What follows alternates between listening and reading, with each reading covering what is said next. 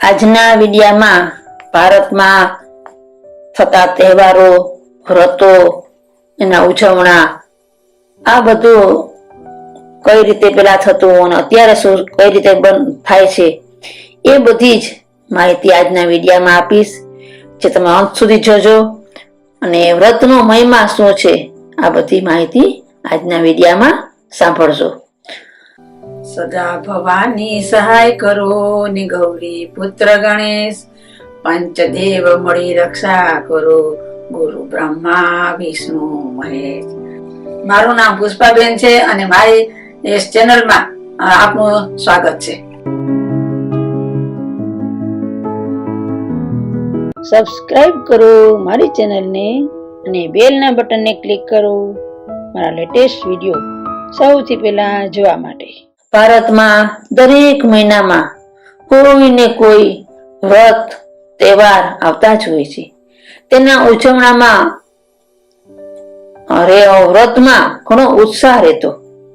ઉત્સવ પ્રધાન ભારતમાં વ્રત એ તેની શાન હતી. ગુજરાતી માસ મુજબ અષાઢ વદ અમાસ, જેને દિવાસાના વ્રત તરીકે ઓળખવામાં આવે છે. આ દિવાસાનું વ્રત લગ્ન બાદ જ રહેવામાં આવતું. દરેક સૌભાગ્યવતી સ્ત્રી લગ્ન બાદ આવતા અષાઢ માસના અમાસના દિવસે એટલે કે દિવાસો ખાસ રહેતી. આ વ્રત પણ પતિની લાંબી આયુષ્ય અને પરિવારની પ્રગતિ માટે રહેવામાં આવે છે. આ વ્રત પણ 5 વર્ષ સુધી રહેવાનું હોય છે. પણ આ વ્રત અમાસના દિવસે એક જ દિવસ માટે રહેવાનું હોય છે અને તે રાત્રે જાગરણ કરવાનું. દિવાસો એટલે દીપ પૂજા.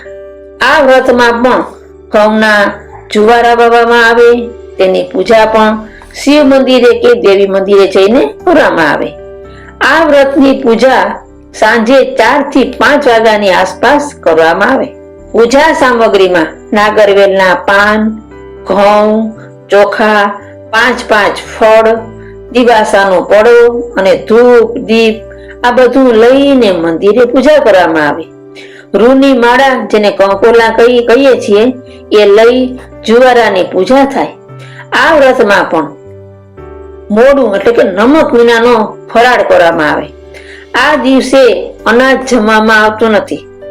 પેલાના સમયમાં તો કાચો ફરાળ જ કરતા, જેમ કે ફળ, ફૂલ, આ કાચું દૂધ જે ગરમ પણ ન કર્યું હોય તે, ખજૂર, ખારેક, બદામ, પિસ્તા વગેરે ખાતા. હવે સમય સંજોગ પ્રમાણે સૂકી ભાજી, વેફર, અવનવા ફરાળી આઈટમો જમવામાં આવે છે. ચા, કોફી, રાંધેલી આઈટમ પણ મોડી ફરાળમાં લેવામાં આવે છે. આ ફરાળ પૂજા કરીને આવ્યા બાદ જુવારાની પાસે દીવો કરી અને ફરાળ કરવામાં આવે છે. અને આ વ્રતનું જાગરણ 12 પોળું જાગરણ કહેવામાં આવે છે.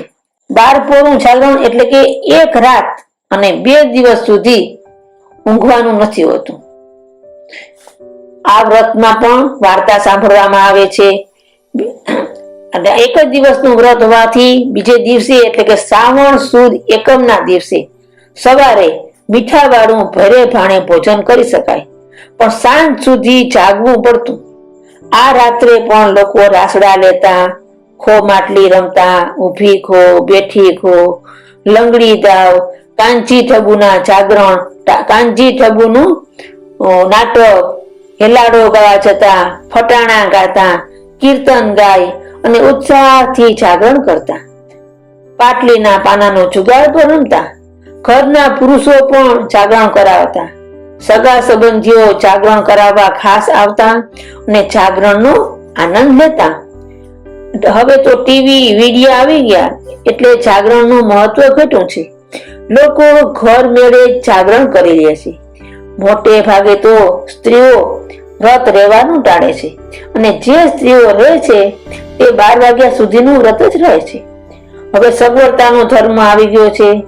આ વ્રત 5 વર્ષ કરી ઉજવણું કરવામાં આવે છે. 5 સૌભાગ્યવતી સ્ત્રીઓને બધો શણગાર સહિત વાસણ ભેટમાં આપવામાં આવે છે. આમ આ વ્રત પૂરું થાય છે. આ વ્રત પણ 5 વર્ષ બાદ, આ 5 વર્ષના વ્રત બાદ સ્ત્રીઓ એ વ્રત જીવ્રતનું વ્રત પણ શરૂ કરે છે. આ વ્રત આજીવન રહેવાનું હોય છે. તેમાં બાળકનું પારણું પૂજવાનું હોય છે અને આ વ્રતની વાર્તા કરવામાં આવે છે.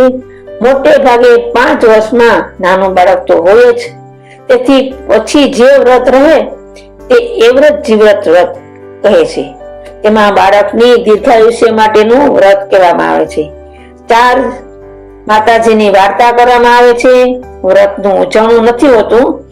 આમ ભારતમાં વ્રતનો તોટો નથી. હવે નવા યુગ મુજબ લોકોને વ્રતમાં બહુ રસ નથી રહ્યો, છતાં પણ સાંસ્કૃતિક વારસા મુજબ વ્રતનું મહત્વ તો છે જ. તમને મારી આ ચેનલ ગમી હોય તો સબસ્ક્રાઇબ કરો, બેલના બટનને ક્લિક કરો, જેથી નવા વિડીયા તમને મળી શકે. આ વિડીયાને લાઈક કરો, શેર કરો અને કોઈ પ્રશ્ન હોય તો કોમેન્ટ કરો. તમે અમારો આ વિડીયો છેડ સુધી જોયો, અંત સુધી જોયો એટલે તમારો ખૂબ ખૂબ ધન્યવાદ. આપણે ફરીથી નવા વિડીયા સાથે મળશું.